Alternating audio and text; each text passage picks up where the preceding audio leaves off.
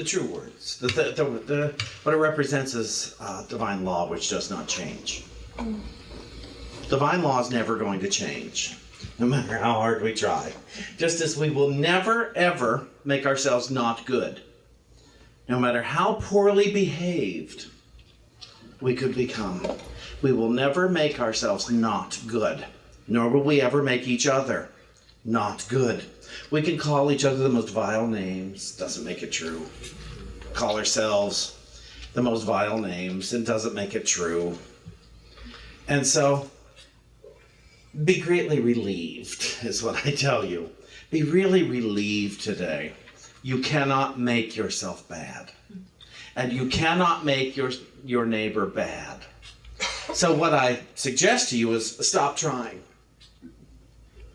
Interrupt those conversations. They're not paying off the way you might have hoped. And so find a new way to deal with your feelings. Find a new way to have your sensations rather than trying to get rid of them. A lot of people try to get rid of it. Now, as I said, when I swear, when I let loose, it's like a dog letting loose of its fear. And a lot of our upset is based in our fear. Our fear that we don't know what the solution is. Monday night, I marveled. I really marveled. We had a couple of people over to dinner who we've never had to our home before. I'd met them once, and David wanted to have them over. Nice guys. And they were coming at 7, and I had worked all day, and I had to get home, and when we entertain, I usually the one who cooks.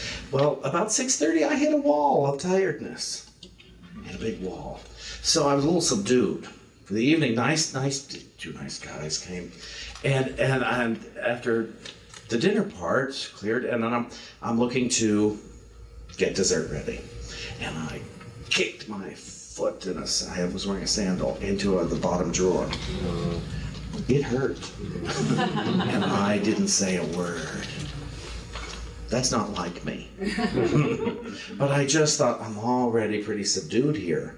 I'm going to freak these guys out if I start swearing all over the kitchen. And then I was taking a pan out of the dish rack, and I slammed my finger in between that and the corner of the cabinet. That corner of the cabinet's very sharp. Again, I had great sensations and didn't say a word. And so what I learned is I can have my feelings, I can have my sensations, and I don't have to try to get rid of them. I don't have to call my sensations bad. I can be with them. I'm still not sure what this has to do with today's talk. But I felt it was worth talking about because let's face it, I don't know about you, it's been some crazy week for me and a lot of people I know. Things, and I'm not talking politics, I'm talking about driving the car down the street. I'm talking about something that's supposed to be delivered and it gets delivered wrong. I'm talking about so many little things. They're just wonky this week for some reason for so many people I know, me included. And I don't know how much I believe in Mercury in retrograde, and I don't know if it is. And it's not. Well, maybe it needs to kick in. I don't know enough about that stuff, nor I still believe God is ultimate energy and source, and those kind of things cannot supersede love. And so, with the wonky stuff happening, it's to be with it. Just to be with it, so that I don't have to hate my life or hate myself and think I'm somehow being punished. That there is somehow a force against me. That cannot be the truth. That cannot be. Dave and I had a discussion the other night about the difference between story and saying how one feels or thinks. You know, if I tell you life is going to be bad tomorrow if this happens, that's a story. That is a story. It's another thing to say, I'm afraid. I am experiencing fear and angst and everything because I'm afraid of what could happen if something takes place later today, tomorrow. That's very different. Those are two very different things. And I can be present for someone who is telling me about their fears and concerns. I can't be present for a story that's not yet true. I don't know how to do that, nor am I interested. And sometimes it makes me seem a little lack of sympathy or empathy. And don't get me wrong, I can project as well as anybody. But to come into the presence, because here in the presence, I experience great joy, I experience great pain, great fear, great trepidation. I experience a lot of things. But in the story, I don't. I don't experience that in the story. I'm making it up. I'm just making it up. If I start to, our kiddies are young, and if I start thinking, well, what's going to happen when the kiddies get old and die? Well, good heavens. I've just wiped away an extra 35 years with my cats.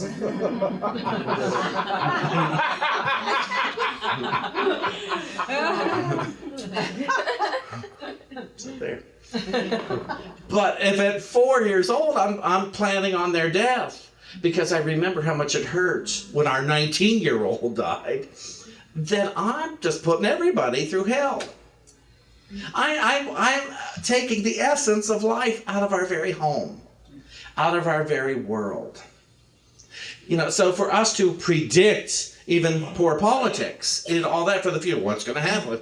Well, the thing is, David has started a campaign online this week called What Am I For? Vote for what you're for, he's saying. And some people said, well, what if I'm for this? And said, no, you can't. That's not being for something, that's still being against. What are you for? What are you for in life? Are you voting every day of your life for what you're for? Are you voting for prosperity?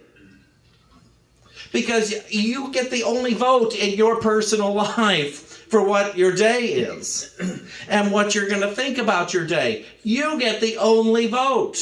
People can be insane around you, but you still vote or choose, that's another word for it, for what you're going to think about this. What you're going to think about money, what you're going to think about your body, what you're going to think about your neighbor's body, what you're going to think about the floor and the sky and the weather. You are the only one who votes for the quality of your vision. And it would be so great if we got on board with that, all of us, to get on board with, I have the only vote today for me. And some of us are giving everybody else the vote. Well, what do you think? What do you think? What do you think I should do? What do you think I should do? What should I have for breakfast today? What should I have for lunch? What should I have for dinner? What do you think? What do you think? And it's like, stop. What do I think? What do I think? I look in the mirror, what do I think? And even better, go into prayer and say, God, what do you think? Holy Spirit, what are you thinking? And I don't think Spirit thinks the way humans do. But it's kind of, tell me how you see me. Imagine looking in the mirror and saying, Spirit, tell me what I look like today. So that I don't make up a story based on what I grew up hearing I should think, based on hair level, weight level, skin, whatever. But if I look in the mirror and I claim my divinity, I look in that mirror and say, hi, God. Hi, God. Well, I kind of have to smile. Because if I don't, it means I hate God. And that's foolish, isn't it? It's just foolish to hate God. How ridiculous. You don't hate God. Nobody hates God. If you hate God, you don't know enough about God. You hate yourself, maybe. But you don't. And even yourself, you don't hate. You hate what you think because you're afraid to have another thought. I called today's talk giving. I think I'll make sure. I can't give without receiving, and I can't receive without giving. And what I'm giving all the time are thoughts. I give thoughts all the time. I give them to myself. I give them to others. I give my thinking. That's what I offer. Here, listen to this. It comes from 2 Corinthians chapter 8 of Holy Spirit's interpretation of the New Testament. And the Holy Spirit says, listen for my words, and you shall hear them. For I am always willing to speak to you. You do not hear me when I speak because of your thinking and your thoughts about the meaning of the world. But if you are willing to lay down your thinking, you will hear me. When you're willing to lay down your thinking completely, you will hear only me, and you will rejoice. Well, let me tell you what it means to give everything. This is not a statement that can be measured and judged based on actions within the world, for the world is not real. Therefore, you cannot be measured or judged by anything in the world. Do we hear this? You and I cannot be judged or measured by anything in the world, even though it might seem so. You and I cannot be measured by this world. But you can use the world to measure and judge your own giving. For your belief in the world is the measure and judgment of that which you give. You give through thought. There literally is no other way to give. This is not a partial statement, nor is it symbolic. It is a statement that is whole and completely your truth. You give through thought. You give through thought. There is literally no other way to give. What you give is what is experienced. So your experience is a measure of what you give. When I ask you to give everything, I ask that you give all thought to the true desire of the heart. This is the only way in which you can give. To not give in this way is to not have given, since that which does not exist cannot be given. Do we hear that? That which does not exist. So here's the deal. The bad does not exist. So bad cannot be given. I can give away a lot I don't like. But bad is not a reality. And so it cannot be given. A lot of times, drop something. A lot of times we try to punish one another. Or we'll punish ourselves. Or we will have hurtful thoughts, assassination thoughts. Anybody here a character assassinated lately? Anybody murdered somebody's character? Yeah. Yeah, something, baloney. Every time you say an unkind word about another human being, you're character assassinating. Every time you declare someone is less than a beloved child of God, you are assassinating their character. So many of us are mass murderers. Sounds harsh in that light, doesn't it? I didn't come to church for that. Well, apparently you did. How much do you criticize yourself when you look in the mirror? You're driving down the road. How many drivers do you criticize that you've never met in your life and you never will meet?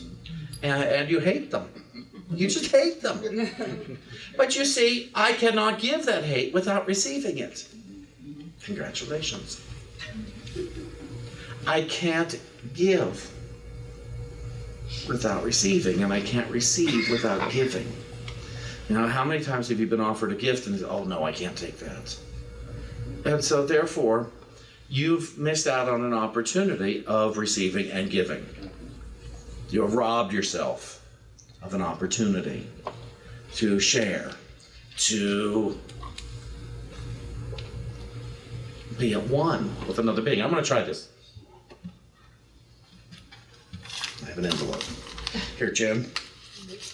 You going to keep this or you going to give it away? I'm going to give it away. Okay, where? Now? Okay, good. So here, you're going to keep this or you're going to give it away? I guess I'll give it away. Okay, go ahead. Sure. It's happening too fast. You're going to keep this or you're going to give it away?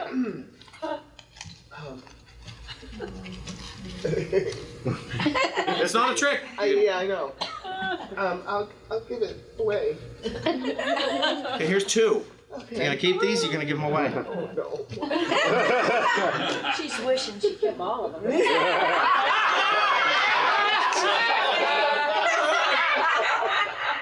I'm on the spotlight. Can I give you some too? Yeah, thanks. You're going to keep this, you're going to give it away. Okay, you know what? I'm going to keep it. Okay, lovely. Thanks. Lovely. Teresa, you're going to keep that, you're going to give it away. The box, the curtain.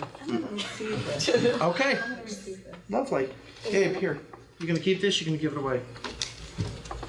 Okay. You're gonna keep this, you're gonna give it away. Okay. Jack, you're gonna keep that, you're gonna give it away. Deborah, you're gonna keep this or give it away. Deborah, you're gonna keep this, you're gonna give it away. I give it away. Deborah, you're gonna keep this, you're gonna give it away. I give it away. Deborah, you're gonna keep this, you're gonna give it away. I give it away. Okay, Deborah, you're gonna keep this, you're gonna give it away. I give it Spread the wealth around. You're gonna keep this, you're gonna give it away. You're gonna keep this, you're gonna give it away. Here you go. You're gonna keep this, you're gonna give it away. I'll give some to you. Okay, you're gonna receive or you're gonna give it away? I want to give it to you.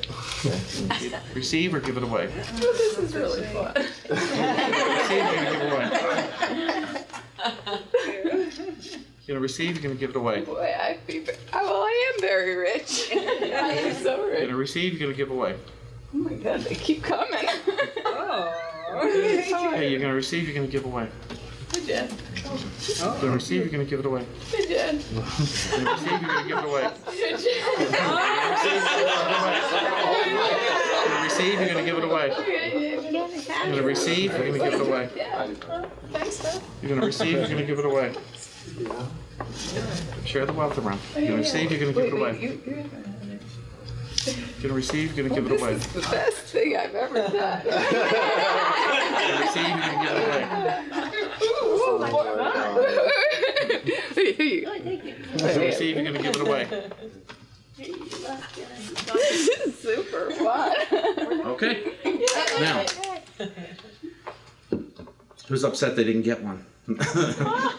Who feels left out? Oh no, I didn't get $1.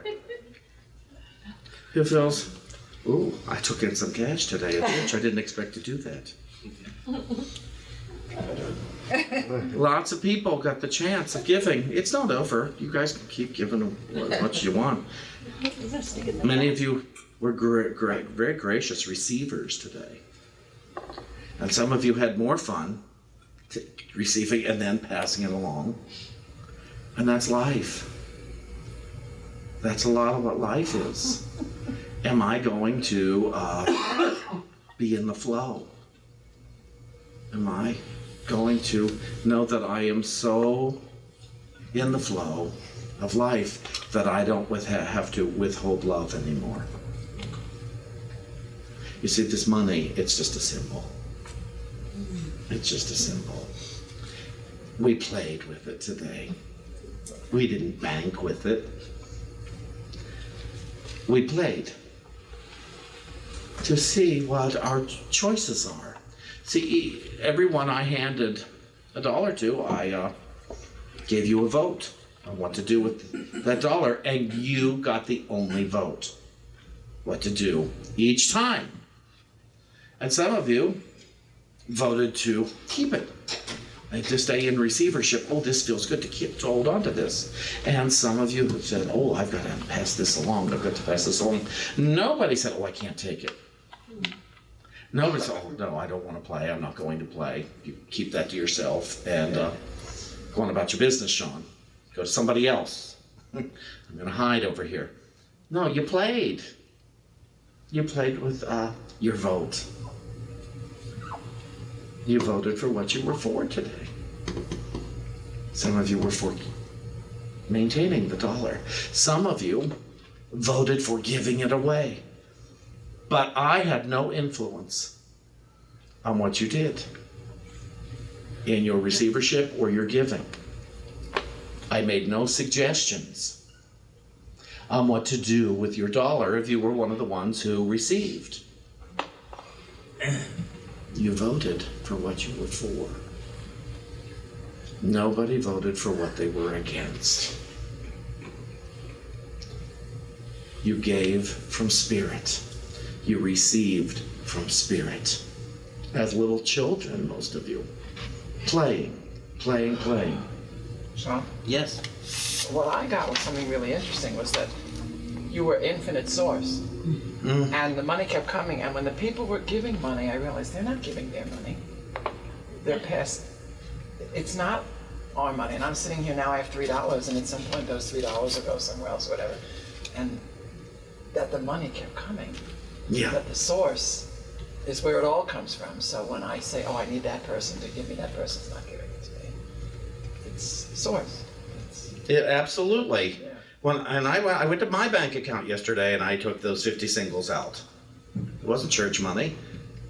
I opted, I'm going to give away money today because I can afford to.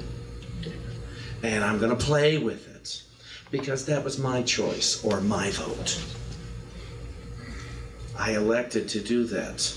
Charles Fillmore, Unity's co-founder, he wrote this. I looked this up about exchange, about giving and receiving. And this is part of the article. And he says that thought currents constitute the race consciousness and form the dominant beliefs of all the people, except those who have risen above them, and become independent thinkers. So this reform must be carried out by individuals who resolve to think and act in the Jesus Christ way. And let me tell you what the Jesus Christ way is. Unity. All-inclusive. It doesn't limit us to our house, to our church, to the block we live on, to the town we live in, the county we live in, the city we live in, the state we live in, the country we live in. It is all inclusive of all beings. We can play that there's separation. I get it to a degree. I don't necessarily understand it all. There's different cultures, there's different thinking, there's all that. But at some point, we must get into alignment. The world is inhabited by people, not dividing lines. And when we start to give our thought currents around the world, embracing all beings as best we can at our current level, because this is not a cause for guilt that we're not there yet. It's an opportunity for greater understanding. Oh, I am responsible for loving all beings, because all beings are me. All beings everywhere are me. Years ago, I was on I think it was the A train at 4th Street. West 4th Street. I was coming from therapy, of all places. And it was in the afternoon, and I got on this subway, and I'd never had this experience before, and I've never had it since. And it was an eclectic group of people on this train that day. It wasn't jam-packed, and I could clearly see that every single one of them was me. It was as evident to me as anything I've ever been aware of on a spiritual plane. And my first thought was, so I better not be criticizing. I better find a compliment in my head for every single person here. Because otherwise, I'm going to be criticizing myself. And I knew it, and this has been a lot. It's been 20 years, I'll bet. And I'm so grateful for that experience. It's what I had been taught, that we are all one. I mean, we go to unity. Not exclusivity, we go to unity. And so, to begin to look at this, Charles Fillmore says, to begin, dedicate yourself in spirit to the ministry of the Christ consciousness and resolve to carry forward its good work. Deny daily in the silence of your inner closet the beliefs in avarice and covetousness, and affirm positively the universal sway of divine love and justice. Make the idea of exact justice and equality between man and man, or woman and woman, man and woman, you know what I mean, the one theme in all you think and do. Never for a moment allow yourself to scheme to get the better of another in a trade or bargain. Hold steadily that the law of exact justice is working in and through you, and that you are supplied with everything necessary to fulfill all of its requirements. Give value received for everything you get. Demand the same for everything that you give, but do not try to enforce it in external ways. Very interesting. They owe me. They owe me. Some of us have lived in debt. for a long time, either because we owe them or they owe us.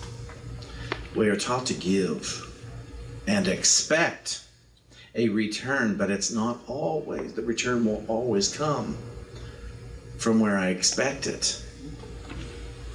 You know, you could receive a big check. You could find a big pile of cash over here for the amount that somebody over here owes you. Now, will you release them from their debt? Or will you say, oh, I'm so lucky I found this and you owe me? You know, and suddenly you're still living in debt because I'm in debt whether I owe or I am owed. If somebody owes you an apology, you better release that debt very quickly. If somebody owes you an amends, you better release that real quickly and perhaps offer them an amends.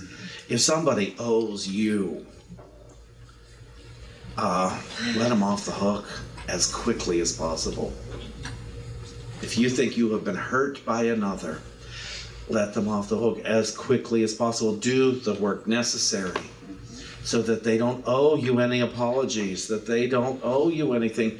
Do the work necessary to be free, to love, to be at peace, to be in joy. Pay your debts as quickly as possible because you don't want to think of yourself as a debtor. You don't want to think, you know, what's the line? I can never repay you for what you've done for me, which means I will be forever indebted. I will be forever indebted to you, which means I will never pay you. I will be forever indebted to you for doing this. Bye. I'm a little busy right now. Practice giving, even though it be in a small way. Give in love. Give when you cannot see any possibility of return. Give your real substance, the substance of the heart, with every possible token, whether it be money or whatnot, that is, through the power of your word. Bless and spiritually multiply everything that you give. See yourself as the steward of God, handing out God's inexhaustible supplies. In this manner, you set in motion mental forces that eventually bring large results into visibility. Never give with the idea that you are bestowing charity. The idea of charity has infested the race consciousness and made a whole army of dependents. Do all in your power to annul this error. There's no such thing as charity as popularly understood. Everything belongs to God. And all God's children are equally entitled to it. Because one has a surplus and gives to another who has lack does not make one a benefactor and the other a dependent. He who has abundance is but the steward of God, equalizing his surplus. Ask for divine wisdom in giving, and it will become a joy to both yourself and the recipient. I'm going to end. But we seek a more excellent way.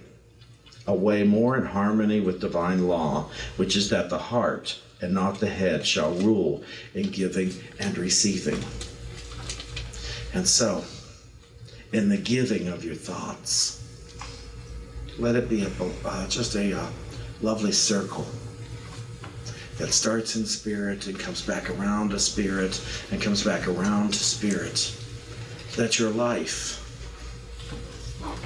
be without beginning, be without ending. Let your love be without beginning and without ending. Let the joy that is be without beginning and without ending. Thank you.